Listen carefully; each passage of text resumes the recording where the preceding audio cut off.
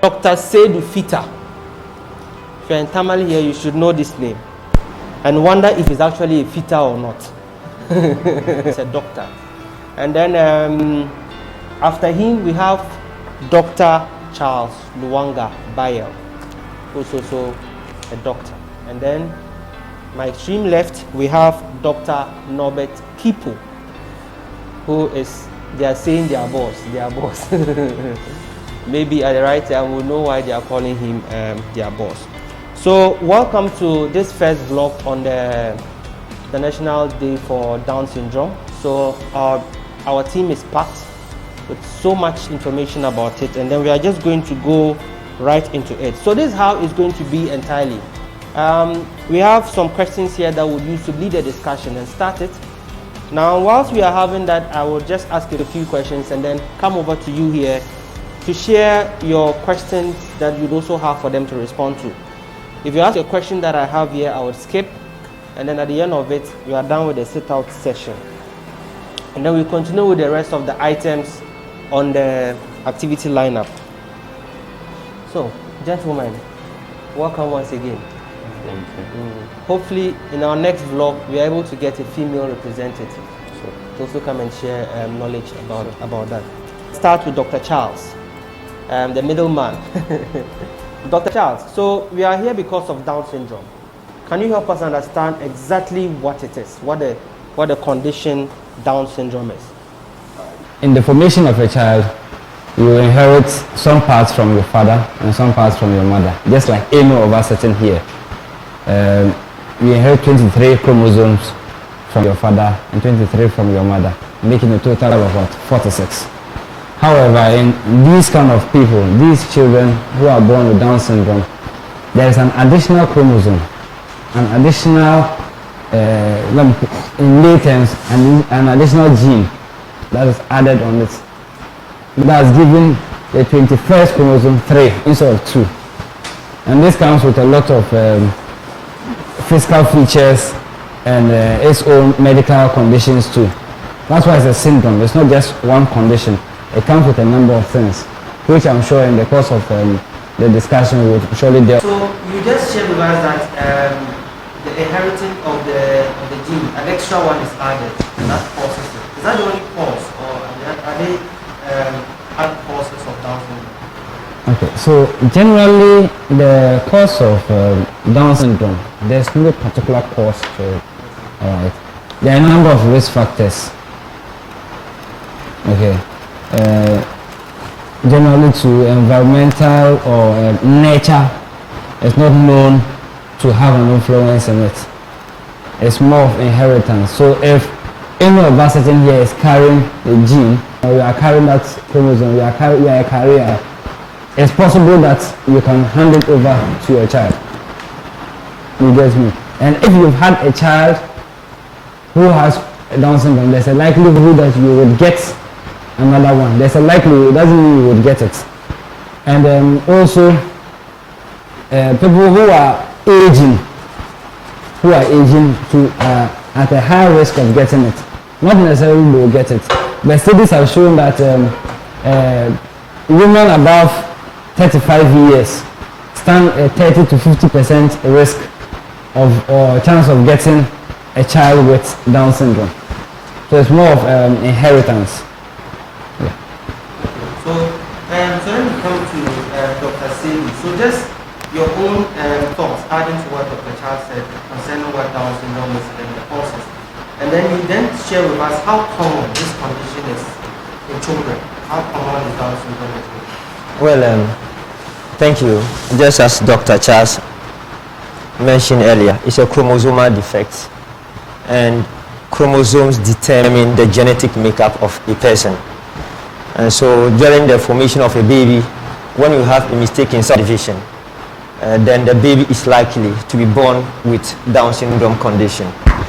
You can't be born normal like we are born, and then you grow up at this age and you develop Down syndrome. No, you develop it in the womb of your mother before you are given, you are born. Most of the time, for instance, if you say common, it's unfortunate we don't have a data in Ghana, for instance, because some people associate this to spiritual children, and in most cases they either abandon the children, some even kill them, some even at a certain point leave them at the hospitals and go away. And so a proper data is not in our hand to say in Ghana authoritatively that we have so number. But in the US, where you have a proper data, I mean, we have read that over 6,000 people are born with Down syndrome each year, to mean that out of 700 children born in the US, one person definitely develops a Down syndrome condition. So you can't say it is too common. Looking at the number, I mean, out of 700 you have only one person, but over 6,000 people having Down syndrome each year, I don't think it's okay. I don't think it's normal. And I am sure that when care is taken, and that can also be associated to our lack of education about, I mean, women going in for antenatal care. Because if you go for antenatal care, I mean, moving forward, I'm sure we'll get to that point, and you're pregnant, you do ultrasound, which medical doctors will ask you to go and do. Definitely they can see the condition at the early stage and tell you what you are going to give birth to. This is not spiritual, it is not a curse. It is just a condition, and it is very rare. It's not too common. But when you give birth to a baby with that condition, you have a lot in your hands to handle. And such children too, because sometimes their intellectual disability worries their parents. Yeah. Because they ain't like normal children. When you send them to school, they can't learn as fast as normal children, and their growth too. I mean, you see defects around their body, like small ears, their hands are small, their legs are small, and the way they talk. And you see, mostly in our villages, especially in northern region here, they will say jargu jargu mbala, like you have given birth to a fool, because the tongue is sticking out from the mouth. It's larger than normal, and so the person cannot hold it all the time. And when the tongue is outside, you know, sometimes if you don't take care, you have saliva pouring on the person's shirt all the time. So that's a condition which is not spiritual, but in so many cases, I mean, it doesn't mean necessarily when you have Down syndrome and you marry someone with Down syndrome, you give birth to someone to that, because we all have our genetic makeup, which is different, you know. And a child given, any normal person is supposed to have 46, chromosomes, as Dr. Lwanga said. But these people, they have an additional one, which is trisomy 21, which Dr. Lwanga also mentioned earlier. And so not all babies will come out with their own that way. So it's not too common. But having someone like that can also make a better life for him or herself growing up. So let me come to Dr. Kipo. So Dr. Seidu just also shared with us some physical features of persons or children with Down syndrome. So what are some of the other ways we can identify a Down syndrome child at birth, or maybe growing up, as a parent or as a guardian? How will I tell that this is Down syndrome and maybe not cerebral palsy or not any other? So with Down syndrome, like my brother said, it's a syndrome. It comes with so many symptoms and other conditions in one, and they have clearly explained what it is and how it's caused. So usually children who have Down syndrome, they may not possess all the features, but most of the time they would have, there's something we call a moon face. Their face is usually round. They have a characteristic face. When you see them, you know that this is Down syndrome. They have a round face usually. Their ears are low set. What it means is that when you have your ears here, theirs might be a little lower than that. This is quite complex, but then they have their eyes tend to point upwards. The facial tend to point upwards. So theirs is slanted. Instead of it being straight, theirs is slanted, tossed up. They may have a small mouth, smaller than usual. Also, when you look at the arm, usually have these thick lines. You would have one, two. They usually have just one large line. They don't have more than one. So it's one of the common ones we used to see. Also, their fingers have some abnormalities. Either they are joined together. You see some abnormalities in their fingers, and with their toes also, the biggest abnormality you usually see there is that between the big toe and the next toe, it's white. We call it a sandal. Aside that also, there are, I don't know how to describe it, the nasolabial folds. Can I show? Yeah. Permit me. So on top here, you'll notice that there are some lines here. They're usually flat. They don't have those lines. I don't know if you are getting what I'm saying. In between there are some, there's a line. So usually they don't have that line. That's not to mean anyone who doesn't have the line has Down syndrome. Like I said, there are a number of things that come together. Down syndrome is classically or objectively detected by gene testing. You do the karyotyping. But these are just physical features they may present with. But then you have to confirm it objectively with the karyotyping. But these are basically some of the features they would have. They would also have issues with their heart. They could have some malformations in their heart, but then these are not things you would see physically. But then that will cause them to present with symptoms that are classical with heart conditions, like the shunting and the rest in the chambers of the heart. I don't want to go too detailed. So they have issues. Some of them have issues with their heart. They could have, like I said, issues with learning because their cognitive ability is decreased, is impaired. Most of them, even by the time they pass the age of 8, research shows that they usually have an IQ of not more than 50. And to just bring it in context, that's the 8-year-old boy or the 9-year-old boy in your house. His mental ability, that's the maximum they have for some of them. So most of them, he's 32, but he still acts like an 8-year-old, he still acts like a 9-year-old because that's the capacity of intellect that they're able to acquire based on the condition. That notwithstanding, like Dr. Fita said, they are a person with Down syndrome with the necessary support, with the necessary support from family, emotion, from school, from the health sector, they can live a near normal life. Their symptoms vary widely. It's not that this is Down syndrome, they would have the same symptoms, they do the same thing. Their symptoms would vary widely. Whereas some of them have a very low intellectual capacity, others can be able to improve theirs and the rest. So these are basically some of the few features you see. There are many more. Some of them may have creases on their neck. They have a fold on their neck. You see their neck and it's like compressed. They have so many folds on their necks. They could have even a short neck and the rest. So they have a number of features. But like I said, objectively, you will have to determine it and confirm it by the gene testing. But mostly people with Down syndrome present with a number of these features, if not all. Okay. Very, very interesting features there. So, Doctor, if there's anything that any feature you want to add also. I don't know if I was the only one, but while you were mentioning the features, I was just profiling some of people I've met to see if they are, but just like we said, that you confirm it when you have the test. So it's just an important note to add. So doctors, if there's any more features that we can go into.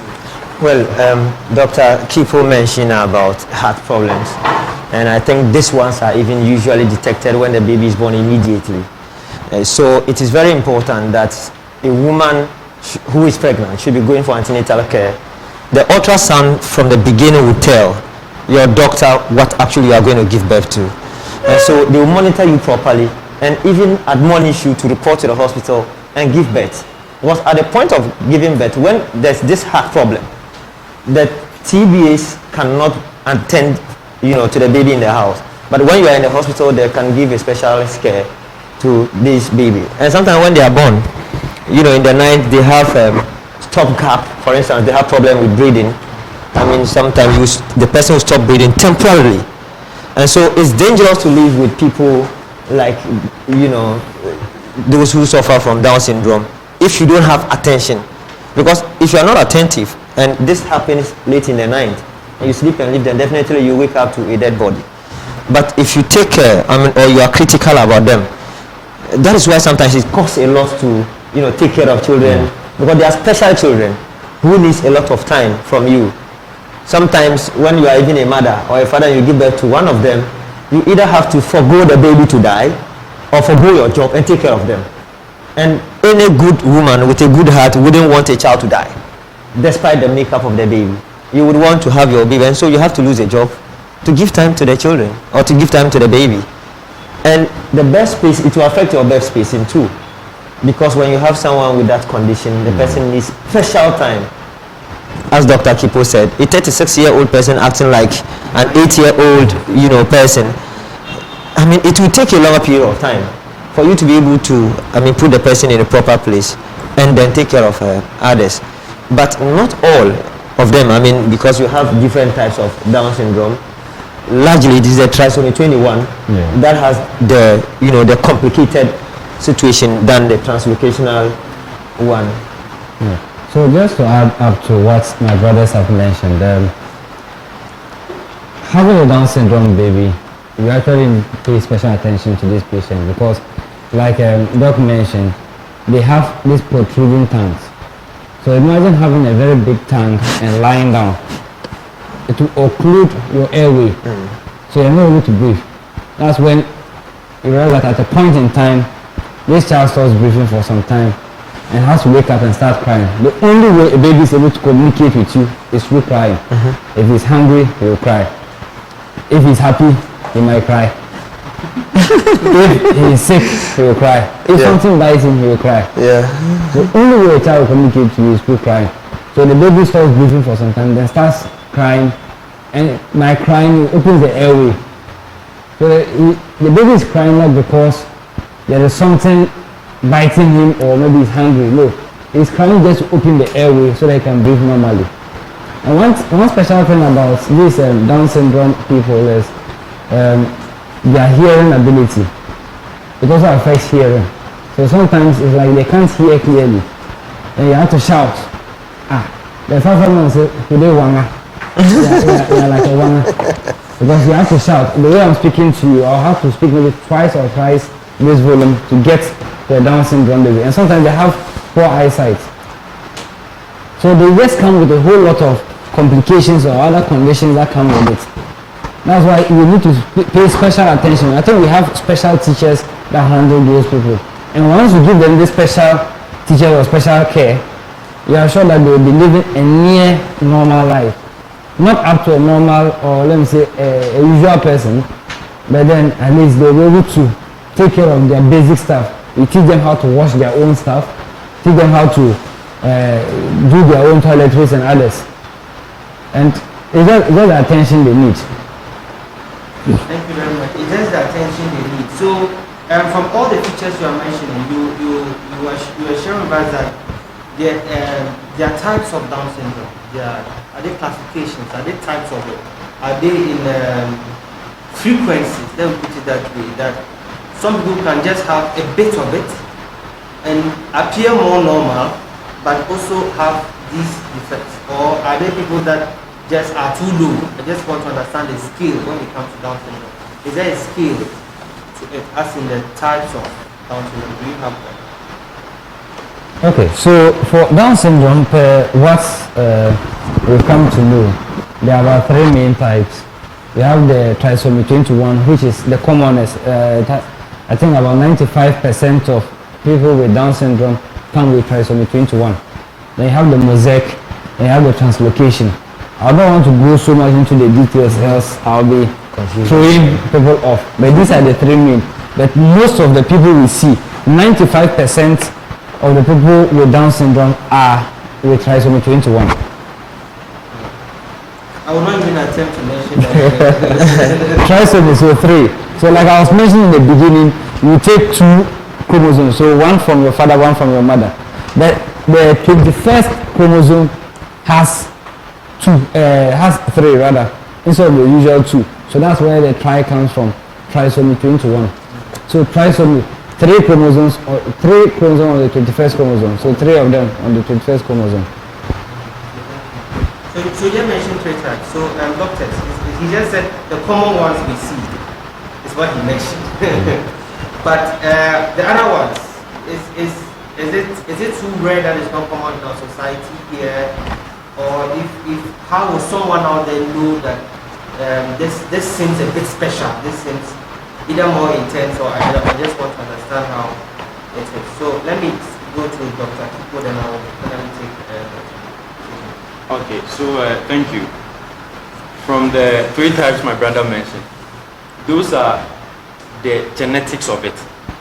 Those are when you are going into the details of the mechanism of action, what led to the condition, that's where you would have this. The translocation simply means 2 chromosomes.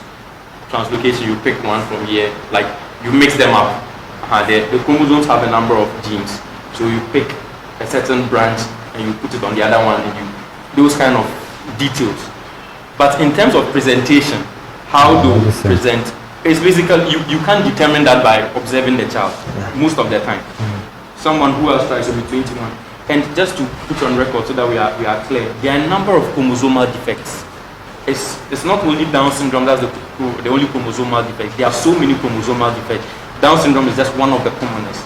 There are many more, Klinefelters and the rest. But then one of the commonest is Down syndrome. So there may be other defects that are not necessarily Down syndrome. But when it comes to Down syndrome, basically it's always on the 20th. It's usually on the 21st chromosome, where there's either an extra one being added or the translocation and the rest. But in terms of presentation, in terms of appearance and the rest, they are basically almost the same, unless of course probably in the near future as science develops we get to know more, and probably there will be differences in terms of presentation between that based on further research and study. But as it stands now, those differences lie basically in the genetics of it. But in terms of presentation and the rest, there's usually not much difference between them. Even intellectual ability, there are people abroad who have Down syndrome and they work, as in they are employed and they work. That should let you understand that their intellectual capacity is not as low as another person who just acts like an 8-year-old. So even with Down syndrome, there's a wide variation. Thank you. So whilst Dr. Seidu is adding further into it, if you have a few questions and notes you've taken, come and then you share that with us. So yes, Doctor. Yes, ordinarily, as Dr. Kipo married his presentation to Dr. Lwanga, the ties are there, but I think they are there for medical purposes or medical studies. But any other person outside would not be able to know the difference. But the common symptoms are the things you have to look for to know that this person is suffering from Down syndrome. But ordinarily, they have intellectual disability. Whether you are presenting with the first one, the second one, or which one, they have intellectual disability. They cannot be like normal children. They cannot be like normal children. They can't learn as fast as compared to normal children. And they cannot act like them. But they also have a place in society because they can be employed, but that would depend on an extra work done by the parents. In so many cases, you have people like Dr. Norbert mentioned, those who survive that way are parents who are ready to have only one child because they need all your time. If you want to have as many as 4 or 5 kids and your firstborn is suffering from Down syndrome, you either have to abandon the person and take care of the others, or you know, put all your time into taking care of the person to know that you also have a stake in society. But that also depends on our lack of education and lack of visitation to the hospitals, because even at the point of birth, the midwife, I am sure, they look at the head. They don't present with normal heads. I mean, their heads are smaller in so many cases as compared to that of normal person. From the beginning, if you even go for antenatal care, you would know, because the doctors will ask you to go and do ultrasound, and at that point they'll be able to detect. That's the screening point, to detect by looking at, if you have this fluid at the back of the neck, so much of it, then you can begin to suspect that the person definitely will come to, you will be born with Down syndrome. Again, we have the diagnostic one, where of course laboratories will be done with the fluid from the umbilical cord to detect, to know whether the person is also going to be born with Down syndrome. But when you are able to attend the hospital and know all this, it will be very easy for you, because they will offer you counseling and tell you the type of baby you are going to give birth to. They will let you understand that this is not an evil spirit, and when born, you don't give the person to your grandchildren or grandparents to go and kill in the forest, as you alluded to, that somewhere they take them to the bush and kill them. They have a space in society, and you see, even the way we live in school, some of their colleagues can also start making fun of them when you take them to school.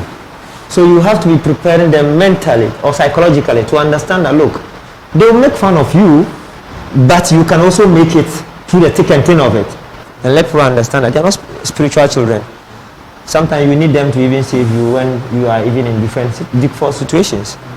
So it is not traditional spiritual thing. It is just medical. But no matter what it is, it can be handled.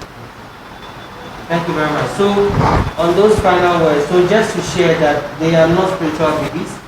It's a medical condition and it can be managed. And also just to encourage us as men and as women for the antenatal care you mentioned, that we take it serious. We actually make time to go. You accompany your wife there, you accompany your partner there, and it's all help to to ensure that we are having to prepare our minds to the kind of children we give birth to. And once we as guardians and as parents have the conviction that this is what I know and I still want to keep it, then you'll be able to also help the child to develop properly. So here we'll just take a few questions that you have. And I know during the presentation you might have jotted one or two. So just raise up your hand and then we'll just take a question. So you can address it to any of the doctors on the team. Yes. Well, life expectancy. Life expectancy of children living with Down syndrome. Well, around, I think just recently, around 1983, it may not be recent to some of us, but it is recent in history that people with Down syndrome were, the peak they could reach was 25 years due to inhuman, behaviors or treatment towards them. Somebody will be patient to handle such a person till a certain level, and when they get tired, they take them to the bush to eliminate them. But recently, because of education, they can live up to the age of 60 years and more. But the older they get, sometimes the worse the condition actually becomes. Because some of them, they don't even have time to marry. They don't even marry because they have condemned them into a certain belief that they cannot do anything for themselves. And so just imagine sometimes having children and one day you wake up and you can't even find them. They are either married or they have gone to work. Then what about you who have a condition, you don't have a wife? Probably by the time you even reach the age 55 or 50, your parents are no more, and nobody in the family is ready to take care of you. So in the past, they were not living long because they were killed sometimes. Let me just say most of the time. But now we are getting to understand them, and so they can live up to 60. Okay, that was follow up. Please, aside that, why is that there is no medicine or something like that? Because when a woman is pregnant, she goes for this antenatal care. So at least they should have been some medicine that will help. So Dr. Lwanga. Correct, yes, some corrective medicine. The interesting thing about Down syndrome or any genetic mutation is that it is fixed. It's like wood. You can't try to bend wood. You end up breaking it. Unfortunately, you cannot break chromosomes. So once it's in you, once it's genetic, once it's found in you, it's there. Nothing can be done about it. At least for now, no scientist has been able to come up with anything that can try to, in a way, mutate or change it. So you'll find it early enough, and that's when you have a decision to make whether you would keep the pregnancy or you would want to terminate it. That's why it's an informed choice. Unfortunately, a lot of our people are not aware about this early screening. So if you don't screen early enough, you don't know. The only time you get to know that you have a child with Down syndrome is when you give birth to the child. But in developed societies, your first trimester, within your first few months, a lot of tests are able to be done, and you'll be able to find out whether you have, a normal child, or you have a child with Down syndrome or any other chromosomal abnormality. So for now, nothing can be done about it. You only get to find out early enough, and then you make a decision as to whether you are ready to keep the child or not. A quick one to add to what my brother said. I'm sure we'll talk about the management and the treatment proper as the discussion goes on. But to throw more light to the answer and also to in an attempt to answer her question. You see, the thing about genetic conditions are that the genetic makeup is like the blueprint. What I mean is that is the, before you build a house, you draw the plan, and based on that plan, you put up the structure. So what we see, this building was actually on paper. There was a plan, and based on that plan, following that plan, we came out with the building. That's how the genes are. For example, you are a lady not because you chose to be a lady, but because your genetic makeup has the blueprint of a lady. That is why at certain points your voice will thin out, but the guy's voice will be deeper, because that's the blueprint, that is the plan, that's how it's supposed to appear. So for genetic conditions to actually be changed, it must be changed from the blueprint. If you want the building to have a swimming pool on the plan, you should add the swimming pool to the building, such that when they are constructing it based on the plan, they will add it. So that's why you have diseases like sickle cell, because for example in sickle cell, that is it's like a sheet on which you always make photocopies. There's no way the photocopy will be different from the original. So the original is like the genetic makeup. Your ear is the way it is because on the plan, that's how your ear is supposed to be. If there's no medication you can take that will change the shape of your ear, unless probably the genetic makeup has been changed. So anytime the sickle cell person is going to produce blood, his blood will be sickle shape because the original copy is sickle shape. So anytime there's a photocopy, it will come as a sickle shape. So in the case of Down syndrome also, the genetic makeup, there's a problem on the plan. So that's how they appear based on what the plan showed. So the only way you can change it is if you are able to change the genetic makeup. And you are the genetic makeup. I don't know how to put it. The genes are in the cell. They are in every cell. Don't put it that way. With trisomy is the same thing. I mean with Down syndrome is the same thing. On the original copy there is a mistake. So they will manifest that mistake. For us to be able to change it, we have to change the original copy, which is in every single cell of the body. And like he said, so for now, there is no treatment. There is no way we can make that correction to the original copy, which is the genetic makeup. So in terms of the management, you will notice that it's basically supportive, how we can handle each of the symptoms for the patient to live a near normal life.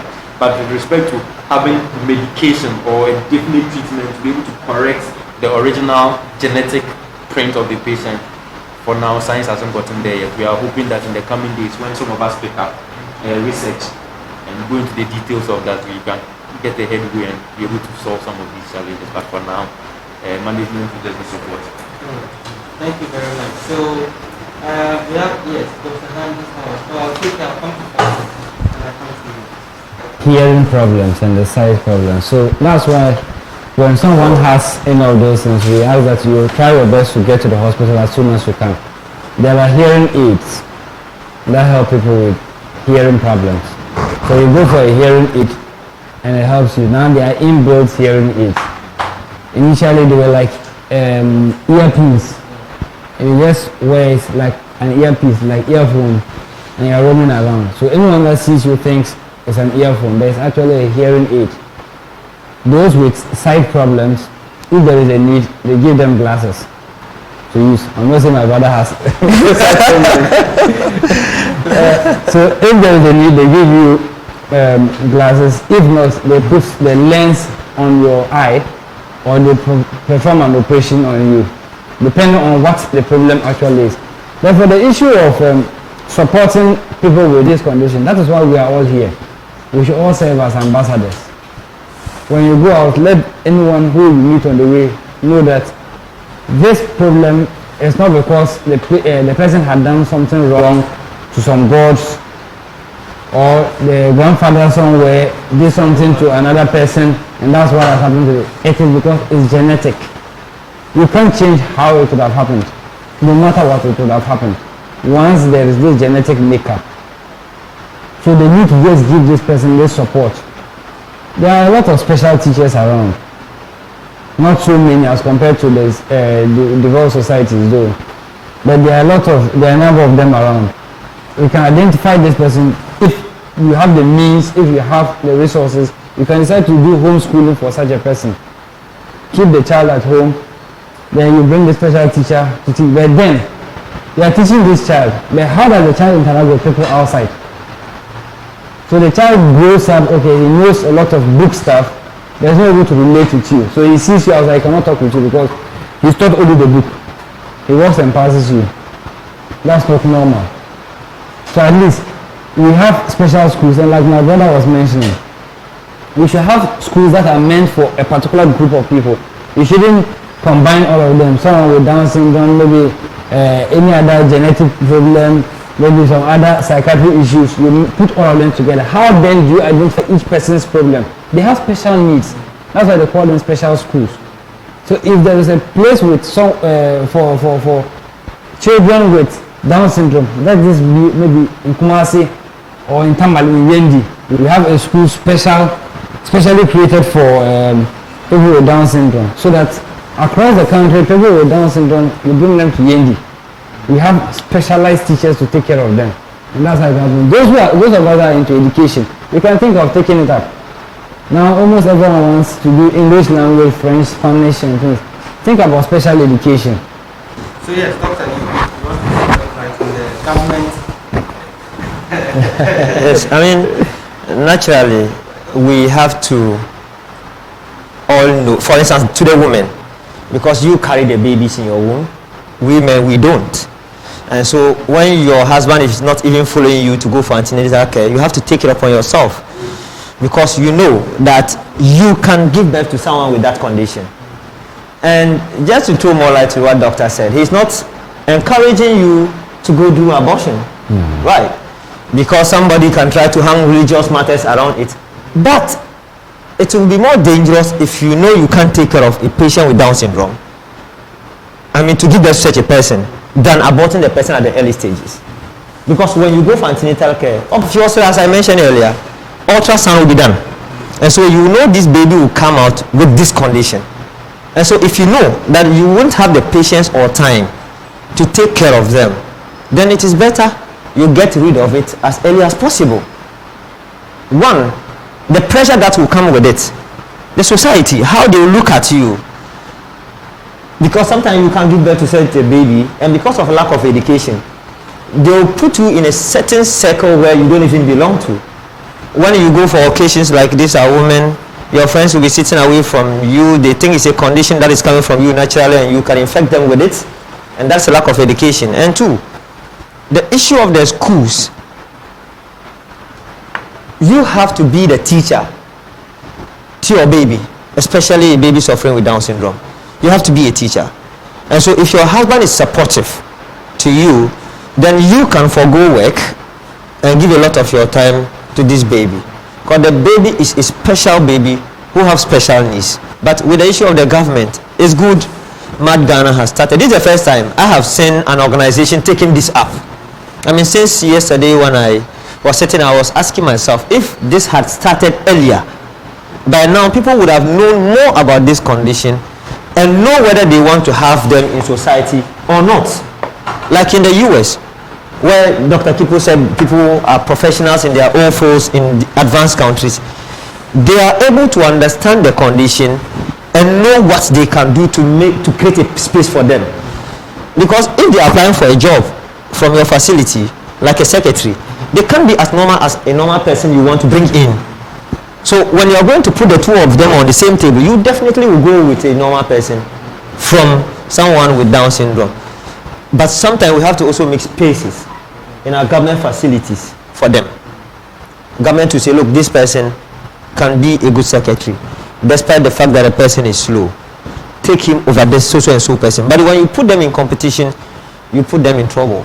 And that's where the stigmatization also increases. The mutation occurs, for now, per our understanding, occurs purely by chance. So it is possible, but not probable. I don't know if you are getting me. All things are possible. So it's possible that someone can have a first child who has Down syndrome and can have a second child who also has Down syndrome. It's possible, but it is not probable. It doesn't happen all the time. It's rare. It's very rare. Like you said, even the prevalence of Down syndrome, some literature will even say it's 1 in 1,000 births. Yeah. The intensity of what Dr. Norbert is saying is that all of us here, any one of us here, can have children with Down syndrome. It's not that you need to go look for a history. Or there's a certain food you eat and develop it. We'll take their final words after we coordinate the good rule of release for partners that are here. So let me start with Dr. Seidu. Okay. Well, I will use this opportunity to encourage you and other organizations here, if there's any, to take this up. Public education is very important. When you look at us in this country, our health system is always overwhelmed, and so usually tackling matters like this is very hard for us. So we can't be doing preventive instead of curative. So when there's public education, people understand what they want to give birth to, for instance, before they give birth to them, and they should know what goes with giving birth to someone with Down syndrome. But when you tell yourself you want to have one, you should be ready to have time for such a baby, and just know that if the person is just also a normal human being. The difference is just that if they didn't have this intellectual disability, they would have just been like any one of us. But because they cannot, be fast as we are, that is where the problem actually lies. Because with a flat nose, there's no problem with that. If you have small ears, there's no problem with that. But the problem is the mind. How they develop in their mind. That's where the problem lies. And I encourage that you send this out for a lot of people to watch. We can go to the remotest villages like this. My sister has been encouraging from the beginning. We can go to the villages and encourage them. Government should also take it up to equip our hospitals, for instance, especially the cheap compounds, so they can be able to run a lot of tests to detect whether a baby is going to come out with this condition or not. And I think with that we'll be able to win against this condition, because it is not normal, despite the fact that we want them to be treated normal, but it is not normal. If you are one of them, you wouldn't be happy. So let's pray and hope that this video will go far. You do more, so that we all do our part, and at the end of the day we'll have victory against Down syndrome. Dr. Charles. Yes. All right. So I'm really happy to be here, and I hope that we'll be able to serve as ambassadors. We've learned something from one another. All right. We'll be able to go out and tell people that this person we tagged as a witch or a wizard or someone coming from the dwarf land, it's not a dwarf. It's because of this and this and this. This is the time to just share whatever we have learned from each other here. Okay. There are so many things we can do to support them. Not anyone with disability should be begging. Not anyone with disability should sit at home and be doing nothing. There are a lot that can do something. I can't recall some names, but there are some that are actors, some are musicians. Down syndrome. And how many of us here can sing? If I sing here today, I'm sure you all go to ENT for don't check your ear. But there's someone with Down syndrome who can sing better. They have special abilities. When we say they are special needs children or special needs people, doesn't mean in the negative sense. They also have their special abilities which we don't have. So let's continue to carry out some of these educational activities, and I'll commend the group for making this difference. There are so many other conditions or so many other programs or problems that I know if we take it one at a time, we're able to make this difference we intend to make. We are always available at any time. You call on us to support in this, and together we can make a difference. Thank you. Thank you very much, Kipo, our last man standing. Alright, so I want to thank Make a Difference for organizing this program. Even though I'm one of the resource persons, but I think I've learned a lot from my colleagues also. The questions have been very stimulating to open up at that prospect for discussion, like having a cure, how to get the information to less deprived areas and the rest. These are questions that should open up for more discussion into how to manage people with Down syndrome. People with Down syndrome, it was through no fault of theirs that they were born that way. Couples or mothers and fathers who have children with Down syndrome, It's also no fault of theirs that their children turned out that way. So we who happen to be fortunate not to fall in that bracket, the least we can do is to offer support to them. That's if you know any one of them, either a parent who has a child with Down syndrome, or a child or an individual with Down syndrome. The least we can do is to show love and support to them. The stigma should be the last thing you should do if you are fortunate enough not to come out like that. Because you didn't do anything better. Your parents didn't do anything better. You were just blessed and graced to come out like this. So the least you should do is to stigmatize against them.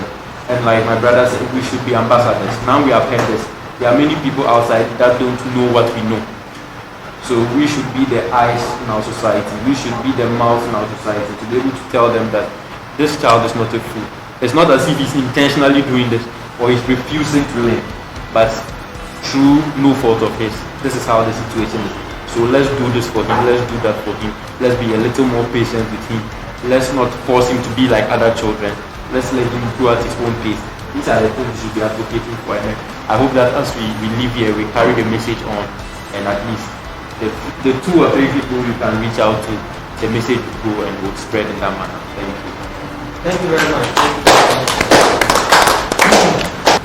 Thank you very much, you all, for the time so far. I think, in fact, our resource persons have done a very good job. We have heard from them, and now it's our turn. What are the people I will be mentioning the organization, just the representative to have a good meeting. In particular, I've never instructed this. Today is actually my first knowing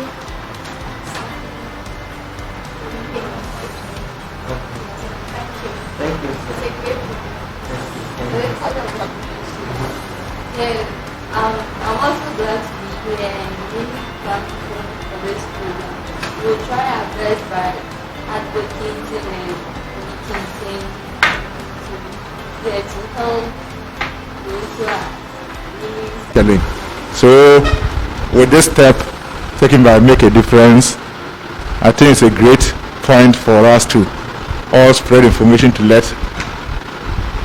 our people know that even the victims of this particular disorder are still the same. They are still normal human beings like we are. And with our support as youth, we can all help to clear the image that people have for the victims of this disorder. So much. So basically, the MaD Regional Network is a group of young people across the 16 districts we have in the north, from the ages of 15 to 35. And we are just young persons coming together to see how we can equally contribute our quota to the development of our societies and then the nation at large. So with regards to this particular program, we say thank you to you, and then to say that we'll keep the advocacy spirit very high, and to add that we'll make sure it's stigma-free. We won't stigmatize them. We'll give them the love they need. And I'm sure with the help of this program, we'll be able to relate with them. And equally going back, we'll make sure the other districts get to know about this, so that when they have such people in their communities, they're able to relate with them without any stigma. Thank you.